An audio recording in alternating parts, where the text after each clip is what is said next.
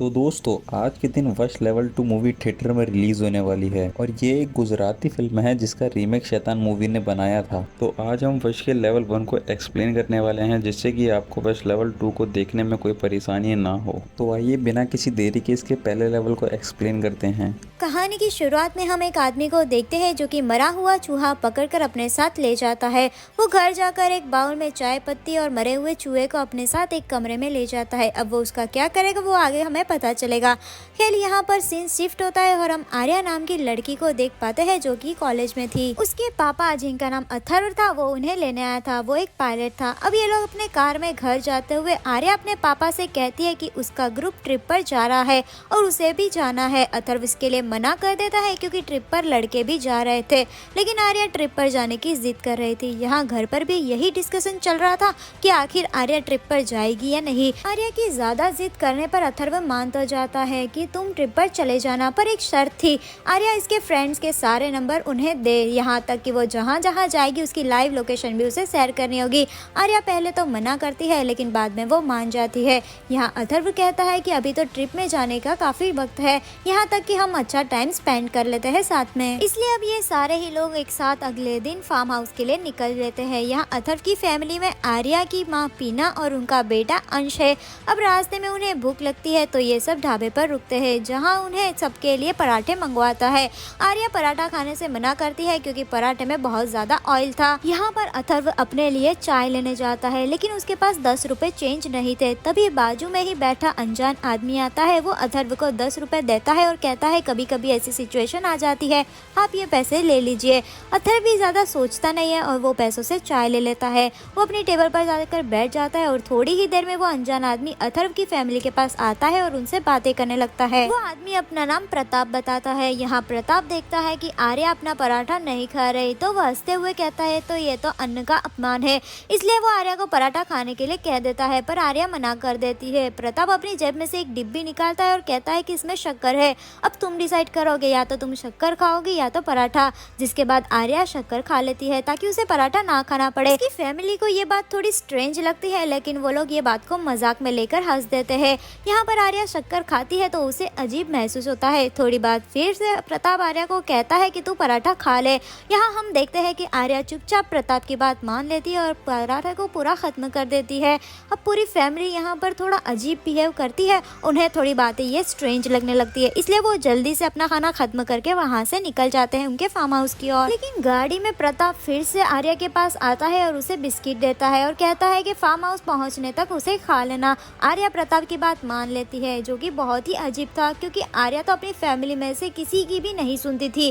अब इसके बाद ये लोग फार्म हाउस पर पहुंच जाते हैं। आर्या सबसे पहले वही प्रताप का दिया हुआ बिस्किट खा लेती है, यानी प्रताप ने आर्या को कुछ न कुछ जरूर किया था। ये पूरी फैमिली फार्म हाउस पर पहुंच जाती है और बहुत ही इंजॉय करने लगती है। वही थोड़ी देर बाद आर्या की माँ बीना देखती है कि प्रताप तो उसके फार्म हाउस के बाहर ही खड़ा है, जो कि काफी अजीब बात थी कि वो इनके पीछे पीछे यहाँ तक आ गया। अब बीना जल्दी से ये बात अथर्व को बता देती है। अथर्व प्रताप से मिलने जाता है। यहाँ पर प्रताप कहता है कि उसका फार्म हाउस भी यहीं पास ही में है। आते आते उसकी गाड़ी खराब हो गई। फोन में ना तो नेटवर्क है और ना ही बैटरी है, इसलिए वो अथर्व के फार्म हाउस पर फोन यूज करने के लिए आया है ताकि वो अपनी बेटी से हेल्प ले सके। अथर्व को ये सारी बातें नॉर्मल लग रही थी, इसलिए वो उसे अंदर बुला लेता है। यहाँ प्रताप नंबर मिलाता है लेकिन फोन लगता ही नहीं था। प्रताप यहाँ बार बार आर्या को देखने लगता है और पूछता है कि आर्या कहाँ पर है। थोड़ी ही देर में आर्या स्विमिंग पूल से अपने रूम में जाने लगती है। तब प्रताप आर्या को अपने पास बुलाने लगता है। यहाँ आर्या भी प्रताप की सारी बात मान रही थी और उसके पास चली जाती है। मानो कि आर्या के अपने आप पे कोई कंट्रोल ही नहीं था। यहाँ तक कि प्रताप आर्या के छोटे भाई अंश को भी डांट देता है। प्रताप यहाँ ऐसा बिहेव कर रहा था जैसे वो इनके घर का ही सदस्य हो। यहाँ बीना अथर्व से बुलाती है और प्रताप को भेजने के लिए कह देती है क्योंकि वो एक अनजान आदमी था और इनके घर में घुस आया था। यहाँ पर उनका फैमिली टाइम चल रहा था। अथर्व कहता है कि वो थोड़ी ही देर की तो बात है, हम मदद ही तो कर रहे हैं। प्रताप नाश्ता कर यहाँ से वापस चला जाएगा। दूसरी ओर हम प्रताप और आर्या को देखते हैं। यहाँ पर ये दोनों बातें करते हैं और प्रताप को पूछने पर आर्या सारी बातें उसे बताती है कि वो लोग लद्दाख ट्रिप पर जाने वाले थे लेकिन उसके पापा मना कर रहे हैं। लेकिन उसके मनाने पर वो मान गए, यानी कि यहाँ पर आर्या प्रताप को काफी सारी पर्सनल बातें बता देती है। यहाँ प्रताप कहता है कि तुम किसी भी ट्रिप पर नहीं जाओगी, तुम मेरे साथ मेरे घर चलोगी। यहाँ दूसरी ओर अंश आर्या की ओर एक बॉल फेंकता है। ये देखकर प्रताप आर्या को कहता है कि तुम उसको खींचकर मारो। यहाँ आर्या भी ऐसा करती है और अंश के गाल पर चांटा लगा देती है, जिसके कारण अंश रोने लगता है और वहाँ पर अथर्व और बीना भी आ जाते हैं। आर्या को वो डांटते हैं कि अपने भाई को ऐसे कौन मारता है। आर्या यहाँ पर कहती है कि अंकल ने मुझे ऐसे करने को कहा, जिसके बाद अथर्व और बीना प्रताप पर काफी गुस्सा आता है कि ये बाहरी आदमी ये सब क्यों कर रहा है। यहाँ पर ये लोग डिनर करते हैं और प्रताप फिर से इनके पर्सनल मैटर में बोलने लगता है और अथर्व उसे चुप रहने को कहता है। तब प्रताप कहता है कि मुझे तुम्हारी फैमिली के बारे में सब पता है और वो बताता है कि आर्या का एक बॉयफ्रेंड भी है, जिसे सुनकर अथर्व चौंक जाता है। प्रताप आर्या से कहता है कि अपने बॉयफ्रेंड को कॉल लगाओ और उससे ब्रेकअप कर लो। आर्या भी वैसा ही करती है और ये देखकर आर्या के घर वाले बहुत ही डर जाते हैं कि ये सब क्या हो रहा है।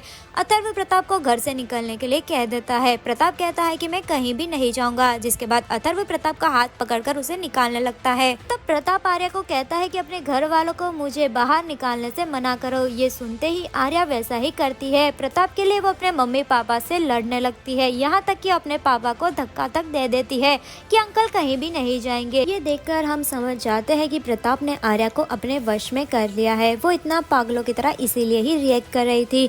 यहाँ पर प्रताप अथर्व को दिखाने के लिए आर्या को चाय पत्ती खाने के लिए कहता है और आर्या पूरी चाय पत्ती खा लेती है। यहाँ पर प्रताप आर्या को लाइन से जैसे जैसे करने को बोलता है आर्या वैसा ही करती जाती है। यानी कि प्रताप का तंत्र काफी ज्यादा मजबूत था, जिसमें आर्या की सोचने की शक्ति ही चली गई थी। वो बस प्रताप की कठपुतली ही बन गई थी। यहाँ पर प्रताप आर्या को कहकर अपने पापा को ही चांटा लगवा देता है। यहाँ पर वो सबके फोन भी ले लेता है। फिर वो आर्या से अपने पैर दबाने को कहता है और उसके बाद प्रताप सबको बोलता है कि आर्या को वो अपने साथ ले जाना चाहता है, लेकिन अथर्व और बीना बहुत डर जाते हैं। वो उसके आगे गिड़गिड़ाते हैं कि वो ऐसा ना करे। तब प्रताप कहता है कि आर्या को मेरे साथ भेजने के लिए मान जाओ, वरना मैं तो आर्या को सिर्फ ऑर्डर दूंगा कि मेरे साथ चल और वो तो मेरे साथ आ भी जाएगी। तुम्हारी परमिशन मुझे इसलिए चाहिए ताकि फ्यूचर में आर्या के मन में अपनी फैमिली के लिए कभी प्यार ना जाग जाए और मेरा वशीकरण टूट ना जाए, इसलिए अब मैं तुम खुद से ही उसे भेज दोगे तो अच्छा होगा। फिर वो कहता है कि बस तुम ये कह दो कि तुम आर्या को मुझे अर्पण कर रहे हो, मैं तुम सबको बिना कुछ किए आर्या को लेकर यहाँ से चला जाऊंगा। यहाँ पर अथर्व कहता है कि मैं अपनी बेटी तुझे नहीं देने वाला और आखिर तुम ऐसा हमारे साथ क्यों कर रहे हो। यहाँ प्रताप हंसते हुए कहता है कि मैं एक राक्षस हूँ, मुझे लोगों को तड़पता हुआ देखने में बहुत मजा आता है। तभी वो आर्या को खींच के लात मार देता है, जिसे देखकर अथर्व प्रताप को मारने लगता है। लेकिन यहाँ पर प्रताप आर्या से कहकर अथर्व पर ही हमला करवा देता है और वो फिर गुस्से में अंश पर हमला करने के लिए कहता है और आर्या अंश का सर फोड़ देती है। जिसके बाद बीना और अथर्व रोते हुए अंश की मरहम पट्टी करने लगते हैं और उन्हें समझ नहीं आता कि वो आखिर अब क्या करे। वो उसे रूम में अंश के पास ले जाते हैं। वहीं पर एक फोन पड़ा था, लेकिन उसमें बैटरी नहीं थी, इसके लिए वो उस पर चार्ज को लगा देते हैं। यहाँ पर अंश को चोट लगने के कारण बुखार आ गई थी, इसलिए ये दोनों नीचे प्रताप के पास जाते हैं और कहते हैं कि उसे हॉस्पिटल जाने दे। लेकिन प्रताप उन पर भड़क जाता है और कहता है कि देख तेरे पति ने मेरा क्या हाल किया है। वो आर्या को एक चाकू लाने को कहता है और कहता है अब तेरे माँ बाप मुझे दोबारा से मारने के लिए आए तो तू उन्हें ही मार देना। यहाँ प्रताप अथर्व से जमीन पर नाक रगड़ने के लिए कहता है और अंश को बचाने के लिए अथर्व प्रताप के सामने जमीन पर नाक रगड़ता है। लेकिन ये सब देखकर उसे और भी मजा आ रहा था। प्रताप को जरा भी दया नहीं आती और यहाँ वो आर्या को गाना बजाकर डांस करने के लिए कहता है, जहाँ आर्या नाच नाच कर पूरी थक चुकी थी, लेकिन प्रताप उसे रुकने के लिए कहता ही नहीं है। थोड़ी देर बाद जब स्पीकर की बैटरी खत्म हो जाती है तब जाकर आर्या रुकती है। यहाँ पर बीना आर्या की ये हालत देखकर उसके लिए पानी लाती है, लेकिन प्रताप उसे पानी भी नहीं पीने देता। बीना आर्या की ऐसी हालत देखकर बस रोए जा रही थी। तब प्रताप बीना को चुपचाप ऊपर जाने के लिए कह देता है। अब ये सब देखकर अथर्व पूरी तरह से इरिटेट हो गया था। वो गुस्से में बस प्रताप को मारने ही जाता है। तो वहाँ पर आर्या पहले से ही नीचे खड़ी थी प्रताप को बचाने के लिए। यहाँ पर आर्या की ये हालत देखकर अथर्व वापस रूम में जाकर रोने लगता है। फिर जल्दी से वो अपने फोन से किसी को कांटेक्ट करने की कोशिश करता है, लेकिन वहाँ पर सिग्नल ही नहीं था और फोन नहीं लग पाता। जिसके बाद अथर्व कहता है कि मेरे ऑफिस के बैग में मेरा एक फोन पड़ा है, लेकिन वो तो नीचे है और वहाँ पर तो प्रताप भी बैठा है। दूसरी ओर प्रताप आर्या को कहता है कि समय बीतता जा रहा है और ये लोग तुझे मेरे साथ नहीं भेज रहे, इसलिए वो ज्यादा नीचे गिर जाता है और आर्या की फैमिली के साथ एक गेम खेलने को वो सोचता है, जिसमें वो अंश को 5 मिनट के अंदर उसकी फैमिली छुपा दे। उसके बाद आर्या अंश को ढूंढकर उन्हें मार देगी। अथर्व और बीना जल्दी से अंश को एक जगह पर छुपा देते हैं और प्रताप आर्या को गुस्सा दिलाकर अंश को मारने के लिए कह देता है। फिर आर्या जल्दी से ऊपर के रूम में जाकर रूम को दरवाजा तोड़ देती है, क्योंकि उसे लग रहा था कि अंश उसी रूम में होगा, लेकिन अथर्व ने अंश को कहीं और ही छुपाया था, जिसके बाद आर्या उसे हर जगह ढूंढने में लग जाती है। इसी बीच उसे मौका मिलता है और अथर्व नीचे जाकर अपने बैग में से फोन निकाल लेता है। वहीं थोड़ी देर तक अंश को खोजने के बाद आर्या को अंश छत पर ही मिल जाता है। यहाँ बीना और अथर्व अंश को बचाने के लिए भागते हैं, लेकिन आर्या ये दोनों को बहुत बुरी तरह से घायल कर देती है। तभी अंश वहाँ से भागने लगता है, लेकिन आर्या उसे पकड़कर छत पे से नीचे फेंक देती है, जिसे देखकर ये दोनों जल्दी से नीचे जाते हैं और अंश की हालत काफी ज्यादा खराब थी। तभी बीना कहती है कि ये अभी जिंदा है, इसे हॉस्पिटल ले जाना होगा वरना हम इन दोनों बच्चों को ही खो देंगे। जिसे देखकर प्रताप कहता है कि मैं अभी आर्या के हाथों से अंश को मरवा दूंगा और अंश को बचाना है और हॉस्पिटल लेकर जाना है तो आर्या मुझे अर्पण कर दो, यानी कि उन्हें कहना होगा कि आर्या को प्रताप को सौंप रहे हैं वो। यहाँ पर अथर्व और बीना ज़्यादा इतना टॉर्चर हो चुके थे कि उन्हें अंश को बचाने के लिए ये कहना ही पड़ता है कि हम आर्या को तुम्हें सौंप रहे हैं। जाने से पहले अथर्व आर्या को गले लगा लेता है और चुपके से उसकी पैंट की जेब में अपना फ़ोन डाल देता है ताकि वो उसकी बेटी की लोकेशन को ट्रेस कर सके। उसके बाद यहाँ प्रताप आर्या को लेकर चला जाता है। यहाँ अथर्व बीना को कहता है कि वो अंश को हॉस्पिटल लेके जाए और वो यहाँ पर आर्या की लोकेशन ट्रेस कर उसका पीछा करने लगता है। यहाँ हम प्रताप को देखते हैं जो कि आर्या को लेकर उसके अड्डे पर आ चुका था। वहाँ पर बहुत सारी लड़कियां थी जो कि उसके वश में थी। वो उन्हें अपने साथ ही रखता था और वो अपने सारे काम उन्हीं से करवाता था।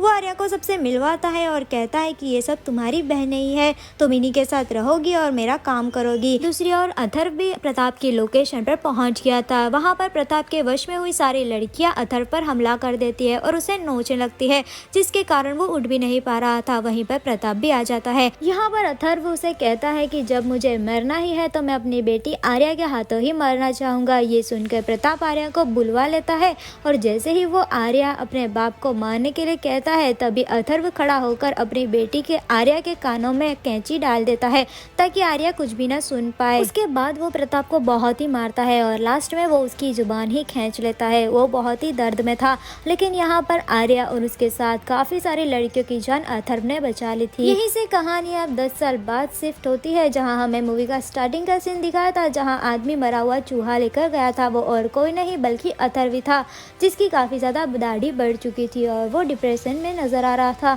इसके बाद अथर्व एक कमरे में जाता है और अपने साथ चाय पत्ती और मरा हुआ चूहा भी लेकर आया था।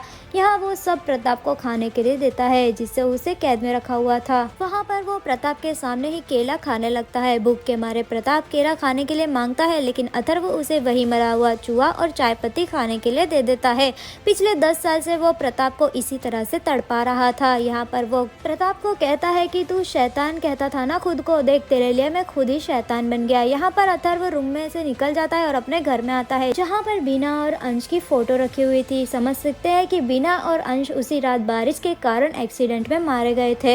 यहाँ हम आर्या को देखते हैं जो कि आज भी प्रताप के वशीकरण में थी और उसका काफी बुरा हाल था। कह सकते हैं कि वो एक जिंदा लाश बन चुकी थी, जिसे अथर्व ही संभालता है। और अथर्व यहाँ प्रताप को बहुत ज्यादा तड़पा रहा था, क्योंकि उसी के कारण उसकी फैमिली का आज ये हाल हुआ था। तो इसी के साथ ये मूवी यहीं पर खत्म होती है। और अगर आपको इसके लेवल 2 का भी एक्सप्लेनेशन चाहिए तो कमेंट में लेवल 2 टाइप कर दीजिए। 10 कमेंट होते हैं, मैं इसका लेवल 2 भी अपने चैनल पर प्रोवाइड कर दूंगा। Thanks for watching.